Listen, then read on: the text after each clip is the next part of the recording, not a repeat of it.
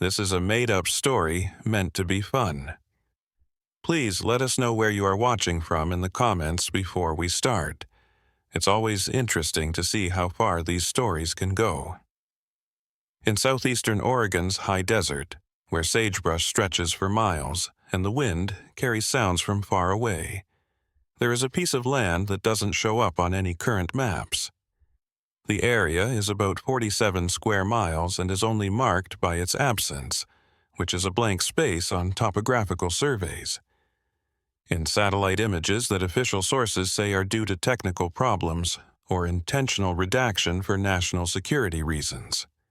People who live nearby, the few who still live in the surrounding townships, just call it the Ash Creek Zone, even though there isn't a creek there anymore, covered in ash or not.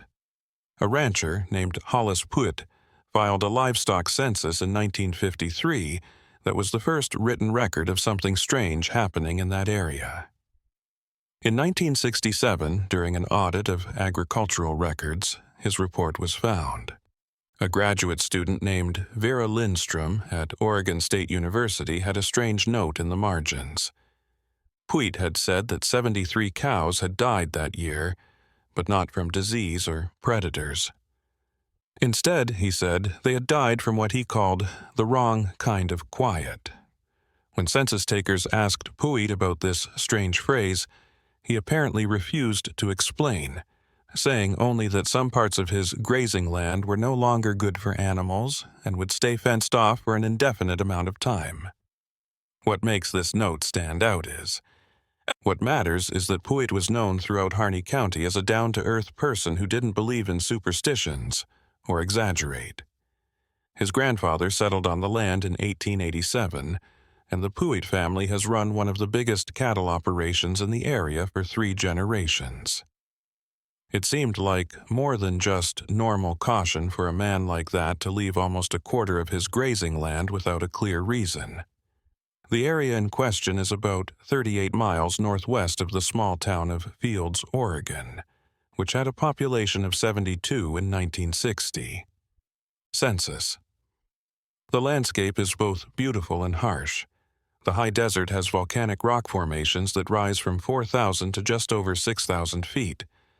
Winters are very cold, with temperatures often dropping below zero, and summers are very hot, with temperatures often rising above 100 degrees and little rain.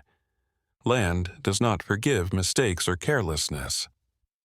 In the spring of 1958, a team from the U.S. Department of the Interior came to Harney County to look at the mineral deposits there. In the area, the team was made up of 4 people: geologist Dr. Mart Ashwood, field technician Desmond Cale, surveyor Cormac Hayes, and documentation expert Sybil Oakes. Their job was normal: take soil samples, make a list of rock formations, and see if possible mining operations would be profitable.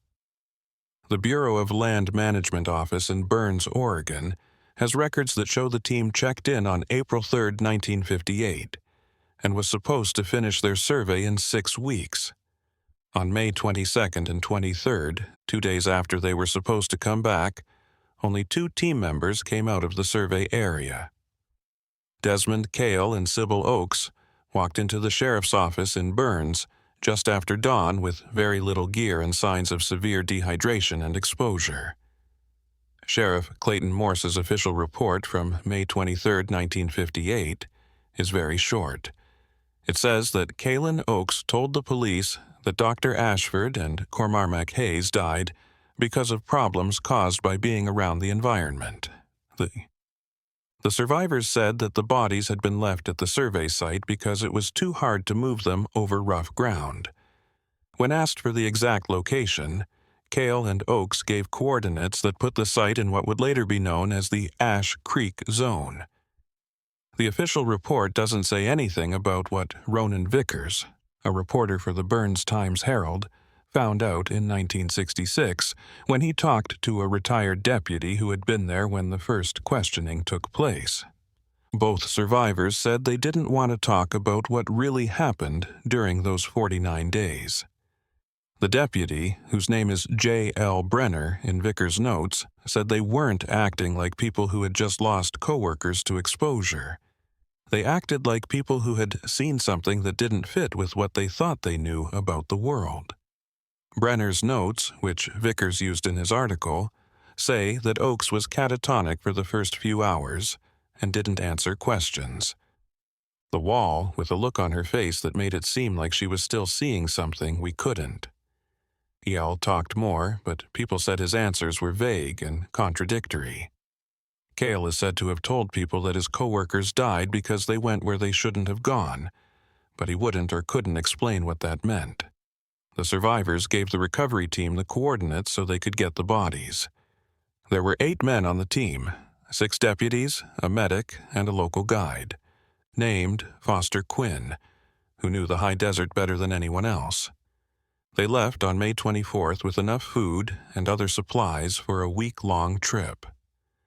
The county archives have a copy of their trip log that shows they got to the general area marked by the coordinates on the evening of May 27th. There aren't many log entries for May 28th. The team said they found what looked like a survey camp, but no bodies. There were pieces of equipment all over the site, and some of them were broken in ways that made it look like someone had done it on purpose. Then being around the environment. One note says, surveying instruments seem to have been broken with a lot of force. Sample containers were broken open, and the contents were spread out. Another note in a different handwriting says, something is wrong with the sound here. The log entries from that day, written by different team members, all have the same strange phrase, something is wrong with the sound. One entry tries to explain, sound travels differently here. Voices. Echo patterns don't match the terrain, the medic wrote.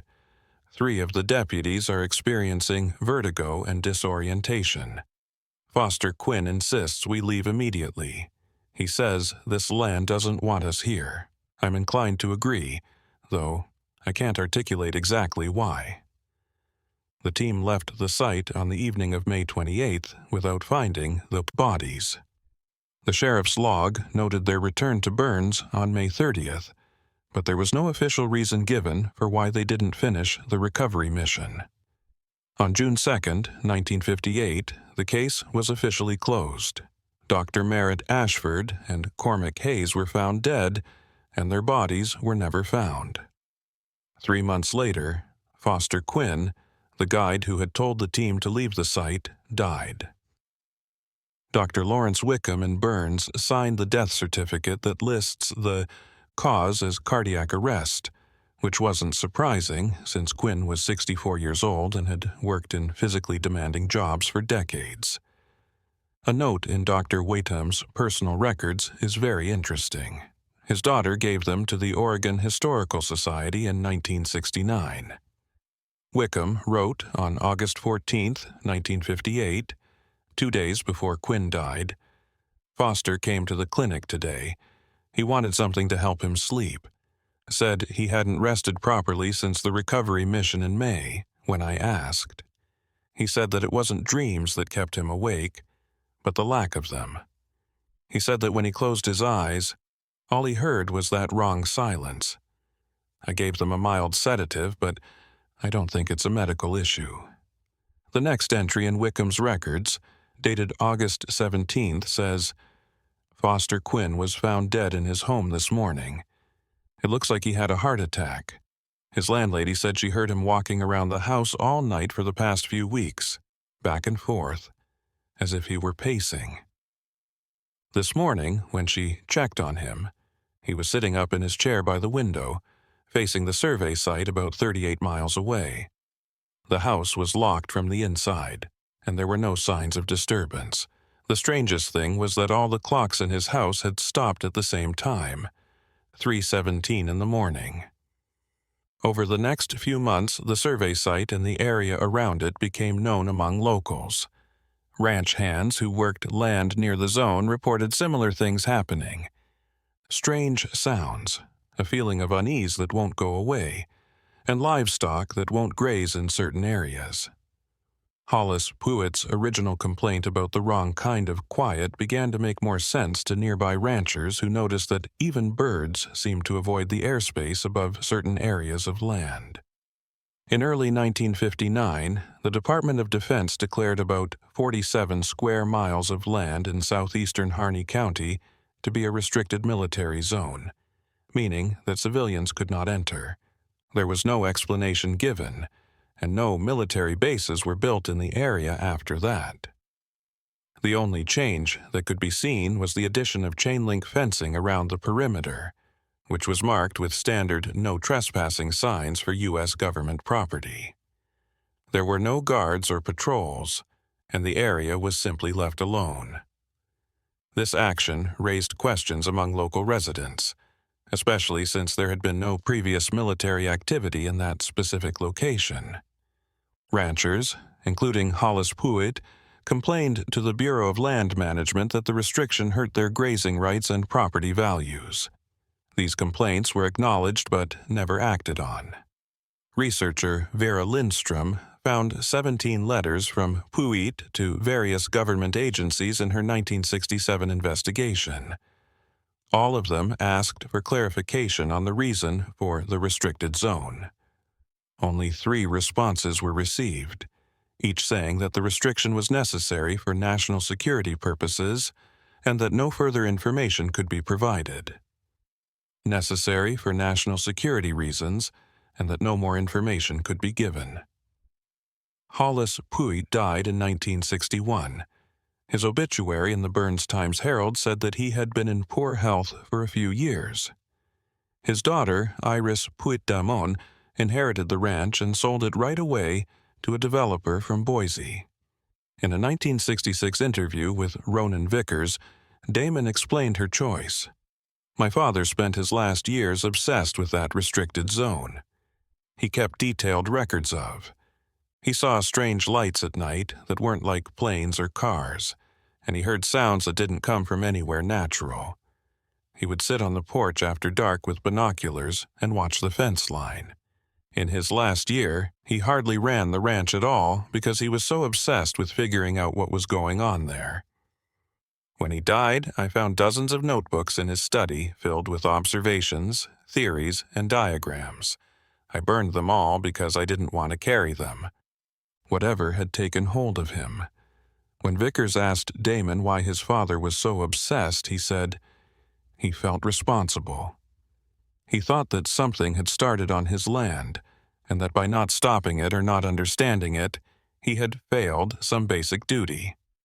He never said what he meant by that, but in his last weeks he kept saying he should have stopped them from digging. I don't know who 'them' was or what they were digging for." This mention of digging connects to another piece of evidence that Vera Lindstrom found while doing her research. She found an invoice from a Boise-based drilling company called West Mount Geological Services that was dated October 1957. 6 months before the ill-fated survey team's expedition. The invoice was sent to the Department of the Interior and listed charges for exploratory drilling services at coordinates that fell within the present Ash Creek zone. The drilling depth was listed as 470 feet, and the invoice included a note. 3 bore sites completed as specified. All samples delivered to client standard confidentiality agreement in effect.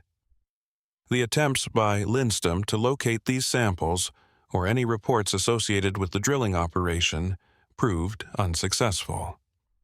West Mount Geological Services had ceased operations in 1962, and its records had been acquired by a larger firm which subsequently was absorbed by an even larger corporation. By the time Lindstrom traced the chain of ownership, the relevant documents had been either lost or destroyed during multiple office relocations.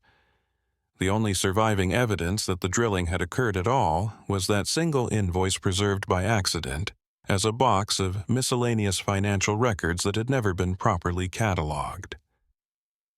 The year 1963 marked another significant event in the history of the Ash Creek Zone.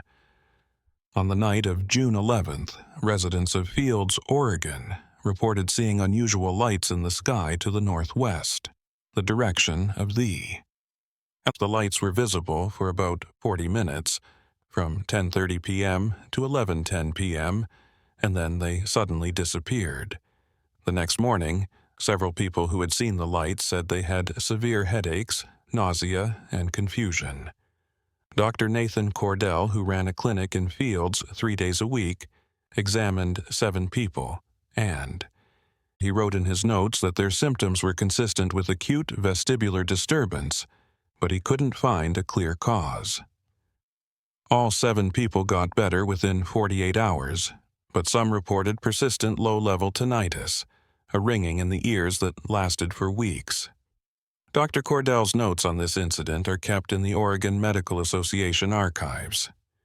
In an addendum dated June 14, 1963, he wrote, "I have practiced medicine in rural areas for 23 years and have never encountered a case quite like this." The patients described the sensation not as traditional vertigo, but as a feeling that space itself was wrong. One woman, Adele Kirkland, said she felt as though she could sense the curvature of the earth beneath her feet and that it was moving in ways it shouldn't. When I suggested this might be simple disorientation, she became agitated and insisted I wasn't understanding her. She said it was like suddenly being able to perceive something that is always present, but normally imperceptible, and that once perceived it couldn't be ignored. No official investigation into the lights was conducted, at least none that entered public record. However, 2 days after the incident, 3 vehicles bearing government plates arrived in Fields and remained for approximately 6 hours. Witnesses reported seeing men in civilian attire conducting interviews with those who had seen the lights. These men identified themselves as being from the Department of Defense, but present but normally imperceptible, and that once perceived, it couldn't be ignored. No official investigation into the lights was conducted, at least none that entered public record. However, 2 days after the incident, 3 vehicles bearing government plates arrived in Fields and remained for approximately 6 hours. Witnesses reported seeing men in civilian attire conducting interviews with those who had seen the lights. These men identified themselves as being from the Department of Defense, but didn't say anything else about why they were there. They left early in the afternoon of June 13th and were never seen in the area again. One of the people they talked to during this visit was Desmond Cale, the field technician who had survived the 1958 survey expedition. Cale had moved to Fields in 1961, supposedly to retire after a career in geological fieldwork, but he was only 47 years old at the time. He lived alone in a small house on the eastern edge of town and rarely interacted with neighbors. Ronan Vickers interviewed residents in 1966 and found that Cale spent most of his time reading and writing long letters to people he didn't know. He sent them thick letters on a regular basis, but they never seemed to get any replies. No one knows what happened during Cale's interview with government officials because he refused to talk about it with anyone. However, on July 4, 1963, 3 weeks later, Cale was found dead in his home. The county coroner ruled the death a self-inflicted incident, noting that Cale had apparently taken a deadly amount of barbiturates and alcohol. There was no note. The postmaster, Virgil Stanton, found the body when he saw that Cale's mailbox was overflowing and became worried. Stanton's account to the sheriff's deputy who responded to the scene included a detail that didn't make it into the official report, but which Stanton later shared with Ronan Vickers. When I entered the house, I noticed right away that every drawer and cabinet was open, as if Desmond had been looking for something. Papers were strewn everywhere. But the thing that struck me most was what I found on his kitchen table, a map of the area with a restricted zone circled in red ink. Written across the map in large letters were the words, "It continues to grow." No explanation was ever given for what Cale meant by this phrase. The map was noted in the inventory of his possessions, but it was not preserved as evidence because no crime had been committed. The cabinet was open, as if Desmond had been looking for something.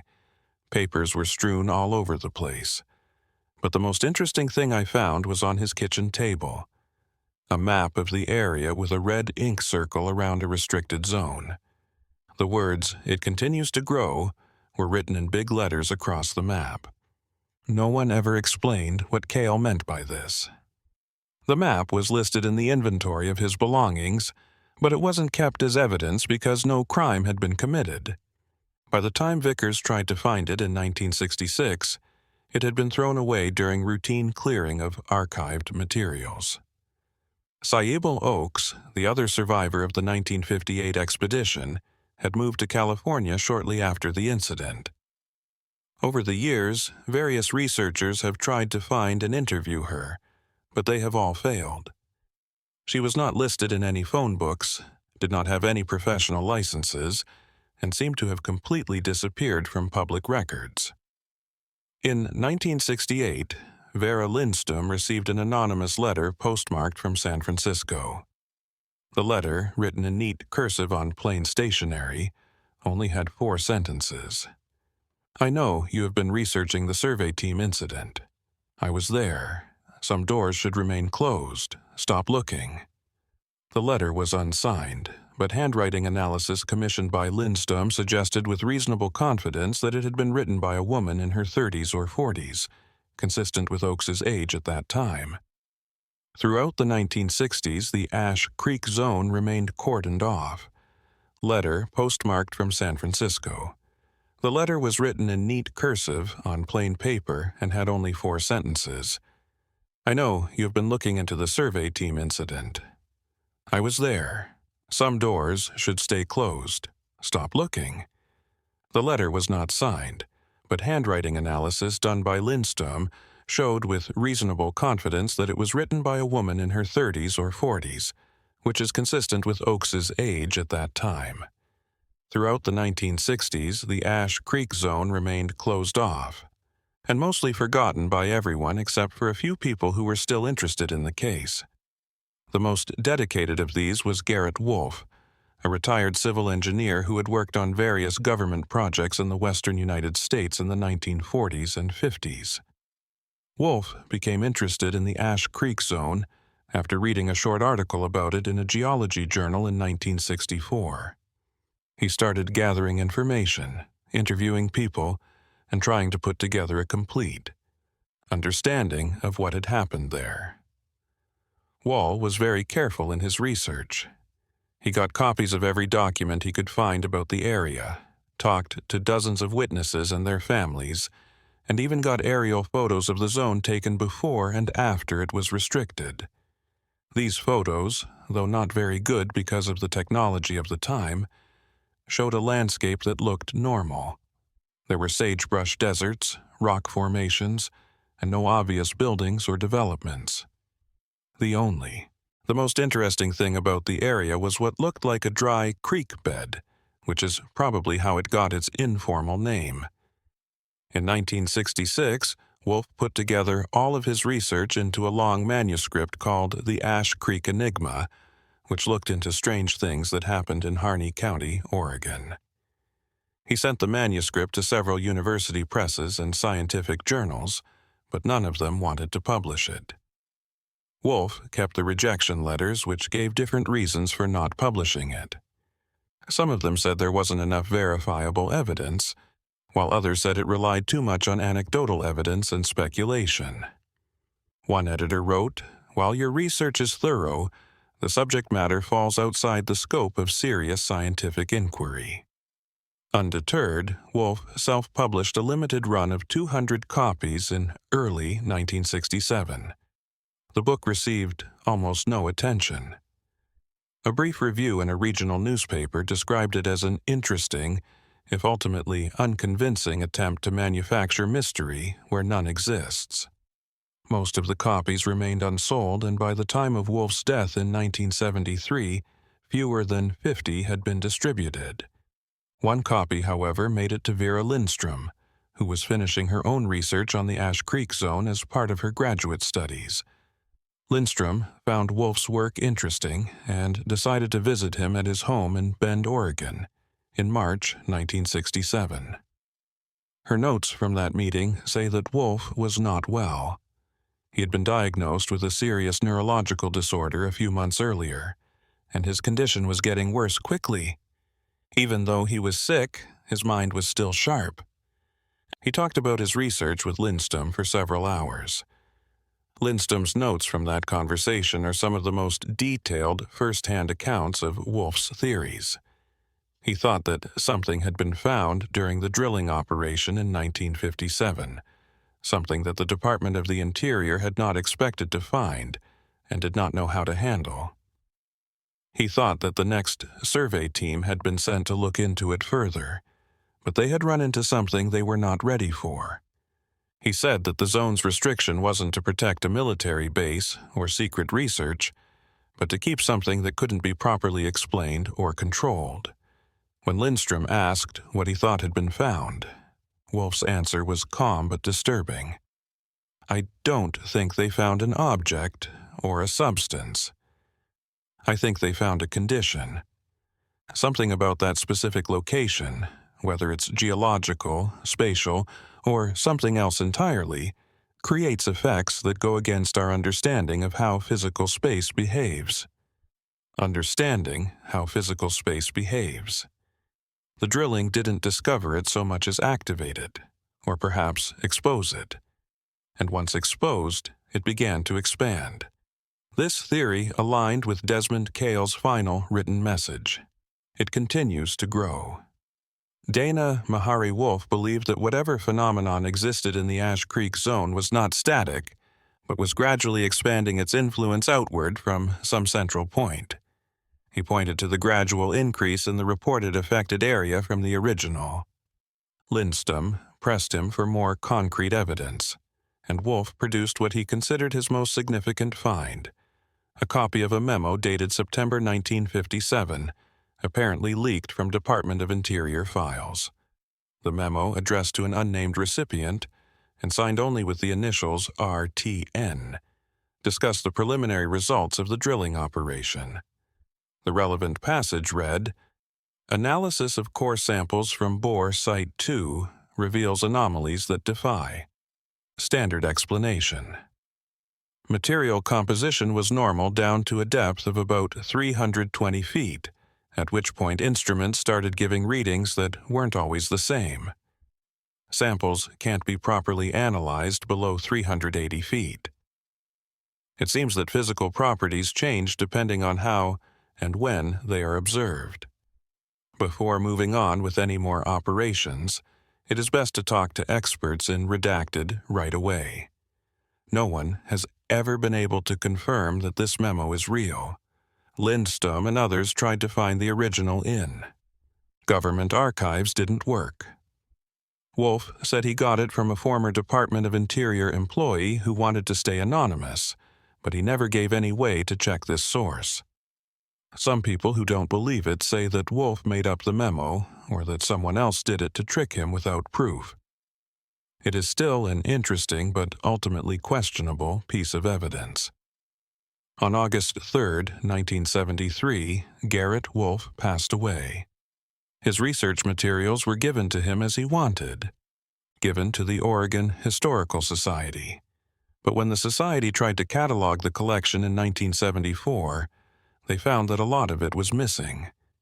Between Wolf's death and the transfer of materials, whole boxes of papers, pictures, and interview transcripts went missing.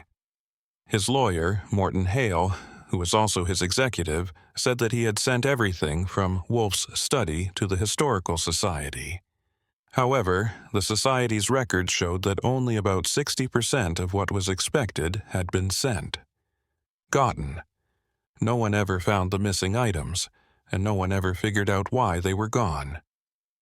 Wolf's collection did have one document that survived, a personal journal he kept in the last few months of his life. As his neurological condition got worse, the entries became harder and harder to read. However, some parts are very clear and chilling. He wrote on June 7, 1973, Less than 2 months before he died, I dreamed last night of the zone. In the dream, I stood at the fence line and looked in. The landscape was empty, but I felt like the emptiness itself was aware of me.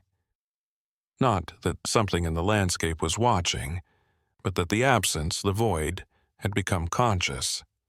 I woke up knowing that my research had not gone unnoticed. I feel like I am being watched in a way I can't explain.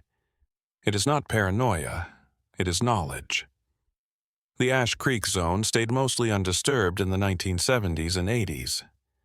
The fence line was kept up, presumably by some government agency, but no one ever saw maintenance crews working on it. The signs warning of government property remained, though they weathered and faded with time. Local residents gradually ceased talking about the area.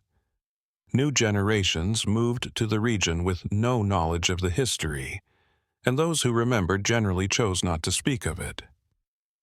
In 1982, a fire swept through the high desert country of Harney County, consuming over 100,000 acres of rangeland.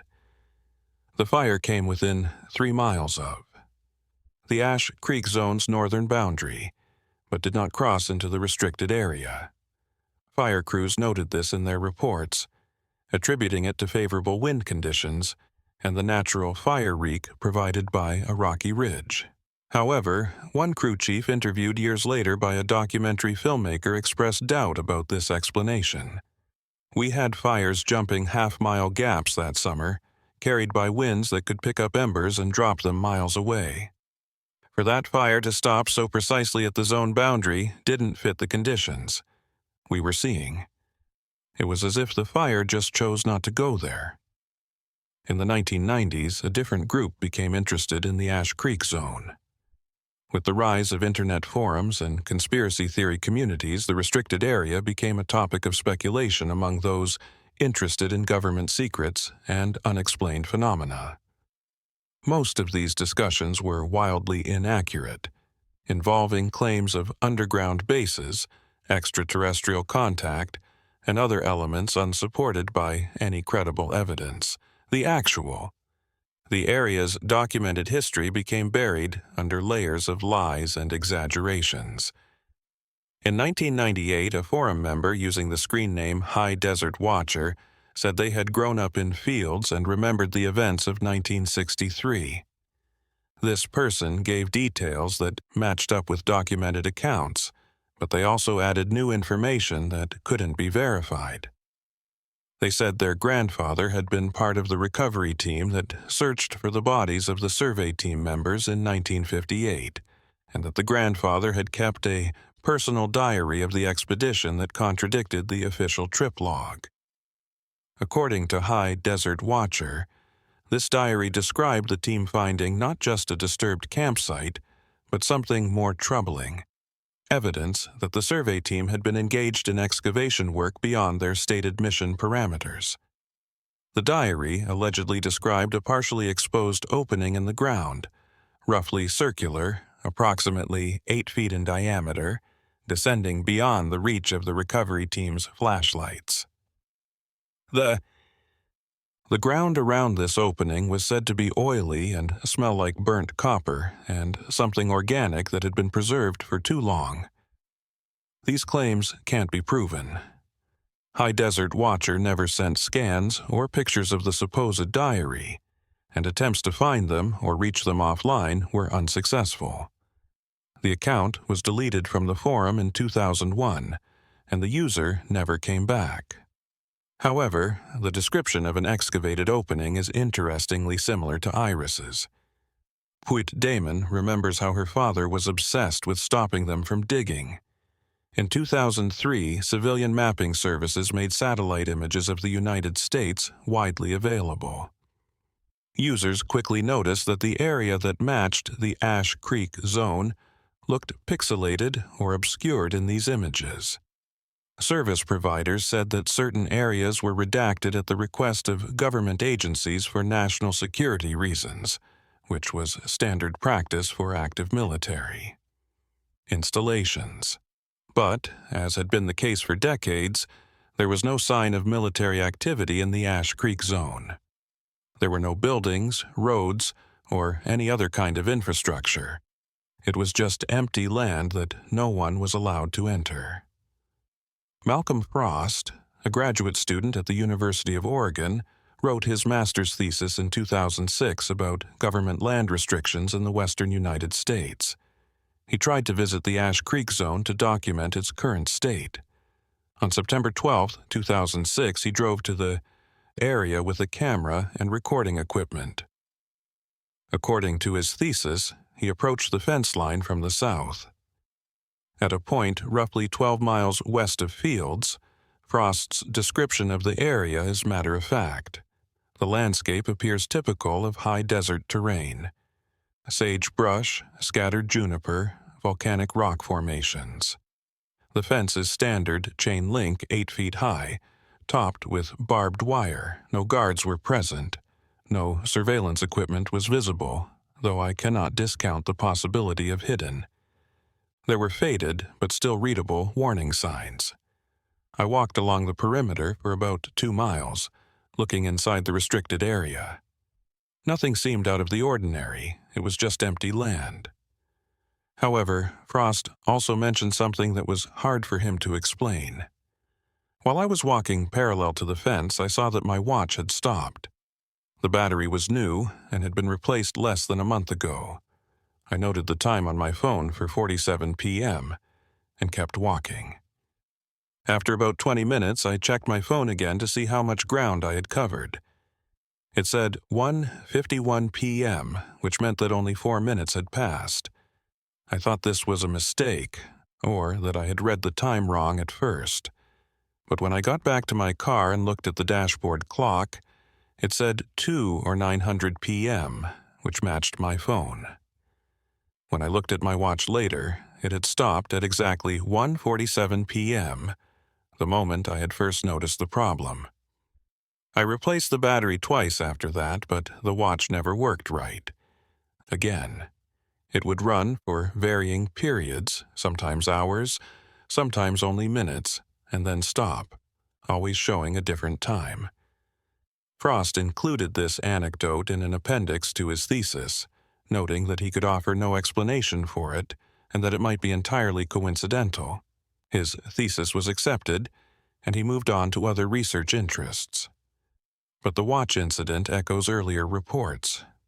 Foster Quinn's clocks stopping at 3:17 a.m., the survey team's instruments malfunctioning, the persistent theme of temporal anomalies associated with the area.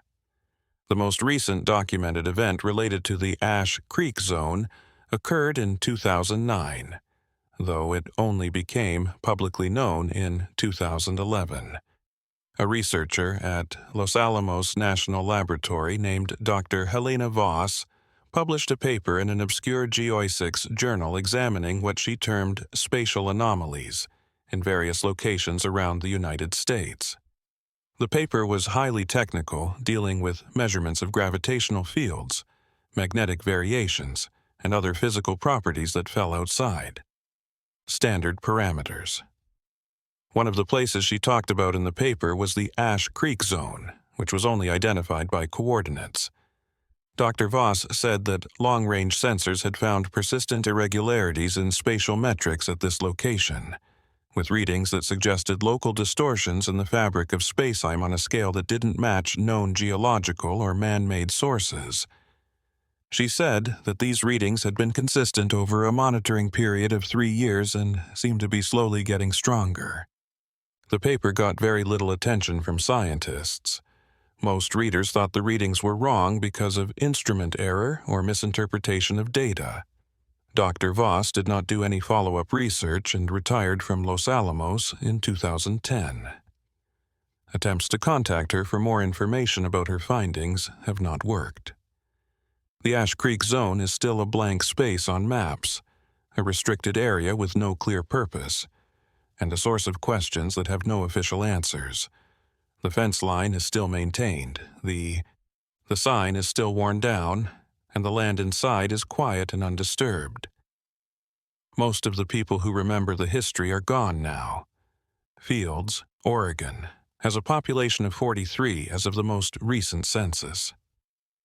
Most of the people who live there now have never heard of the survey team, the lights, or the theories about what might be under that high desert soil.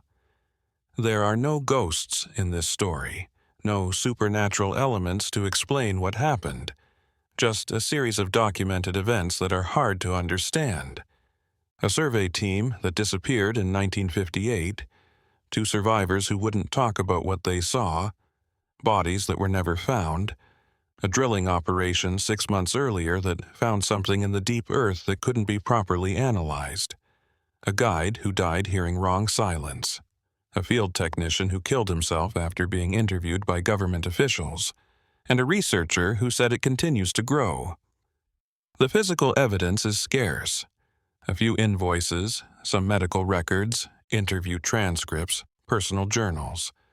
The witness testimony is fragmented and often contradictory. The official explanations are absent or inadequate. What remains is a pattern, a series of events connected by geography, and a shared quality of wrongness that defies articulation. Perhaps there is a mundane explanation for all of it. Perhaps the survey team died of exposure exactly as stated, and everything else is coincidence, exaggeration, or misinterpretation of ordinary phenomena. Perhaps the government restricted the land for classified military research that has since been declassified or relocated. Perhaps the acoustic anomalies and time distortions are the result of unique geological conditions that create unusual environmental effects. Perhaps the obsessions and mental deterioration of various individuals involved in the case reflect nothing more than the human tendency to find patterns in randomness, but the land remains closed. No explanation has ever been offered. The satellites still blur that section of Oregon desert, and residents of fields sometimes see faint, pulsing greenish-white lights on the northwestern horizon on clear nights. What was found there in 1957, 470 feet below the high desert floor? What did the survey team find in 1958 that left 2 survivors unable or unwilling to speak? What continues to grow in that empty space behind the fence, in that blank area on the map? These questions have no answers, or, if they do, those answers are locked away in classified files that may never be opened. The Ash Creek Zone exists in the space between what can be documented and what can be explained. It is a reminder that even in our mapped and surveyed world, there are still places that resist understanding. Not because they contain anything supernatural, but because they expose the limits of our framework for making sense of reality. They show us that there are conditions, phenomena, or perhaps simply configurations of space and geology that fall outside our. The story is still not finished, as it probably should be. The fence line is still there, the land is still quiet, and the questions are still there. What lies beneath the sagebrush and volcanic rock? What disturbance might have been caused by drilling into the deep earth? What properties of that specific location might create effects that seem to go against the rules we use to understand the world? The files are not complete, the witnesses are mostly gone, and the land itself does not offer any answers. Testimony. All that is left is the absence. The blank space on the map, the restricted zone with no stated purpose, the place you can never visit. And in that absence, in that silence, something persists. Not a presence, but perhaps its opposite. A kind of emptiness that has somehow become active. A void that has learned to influence the space around it. Or perhaps that, too, is just another theory, another attempt to impose meaning on events that have no deeper significance than coincidence, and perhaps the real horror is not that there is something terrible hidden in the Ash Creek Zone, but that there might be nothing at all, just empty land restricted for forgotten reasons, invested with significance only by our need to believe that mysteries must have solutions.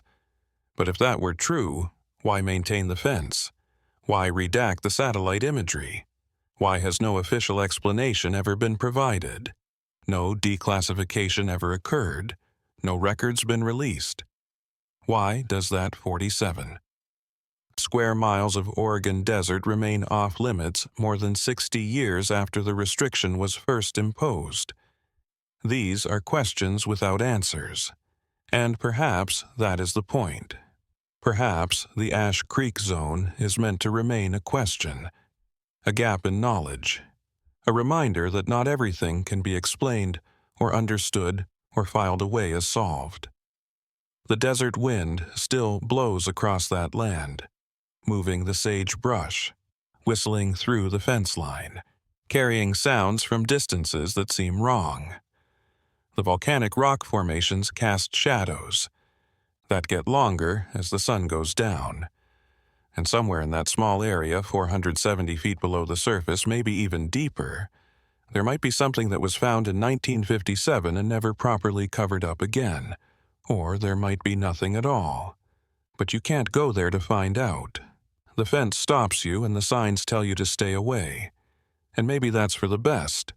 Some places are off limits, not because they hold secrets worth protecting, but because they hold questions that are dangerous to ask.